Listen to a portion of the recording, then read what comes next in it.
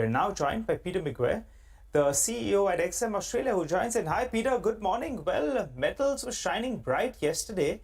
The hope is that we're going to be getting a stimulus package coming in from China. Are you factoring in that? And if yes, any quantum you're looking at? Well, good morning. I think a couple of things. Greetings from Sydney. Yes, absolutely. As far as China and the stimulus package and to try and, kickstart and re-engage their property sector and the overall economy, the domestic demand. So, yes, it was an outstanding day as far as yesterday. And then where we're sitting at the moment, I'm keeping a very close eye on aluminium, looking at copper.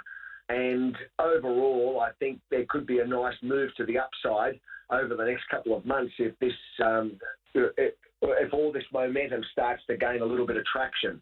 But of course, we do need consumers buying these finished goods. Maybe Chinese demand internally, and of course, an export-driven economy.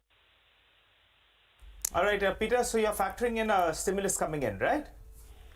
Well, I think you've got to. I mean, when I read the articles, I take on board what they're discussing, and I won't be surprised if they look at some form of stimulus. Absolutely. Okay. All right. So if you get a stimulus coming in there, you have a weaker dollar as well. That obviously bodes well for commodities. How do you approach it? What's your preference between ferrous and non-ferrous? Well, they're very good when you're thinking about the ferrous and non-ferrous. I keep a close eye on where we run first off as far as copper to give me an overall demand picture. And if that starts to tick up, I mean, when you're looking at iron ore consumption, it's been extraordinarily strong, and coal into China. So the growing demand in that sense.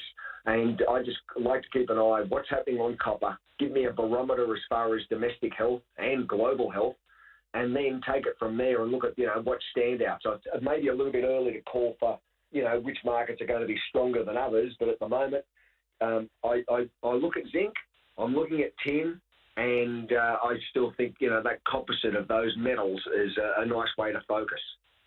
You said that iron ore consumption has been very strong and you're seeing further upsides there. In the near term, say the next couple of months, what kind of upsides are we looking at, not just for iron ore, but for a couple of the other metals that you spoke about? Well, I'm looking at it probably through a lens that may be a little bit tainted with, look from an Australian perspective, export driven from the northwest parts of Australia. March, I think, and April were standouts. They were nearly, I think, at record levels. So that's been a very, very nice supporting mechanism for our Australian miners. Now, other metals, of course, there's been an overall across much of the sector, there's been underinvestment across many of those particular many particular mining segments. So I just want to see where demand is, what happens as far as continuation for US dollar. Do we see it back under 100 for that US dollar index in the short run? Or is it going to bounce from here when we get, another rate rise on the 26th of July? So the jury's out as far as dollar, but I think it should be an exciting time for across those metals.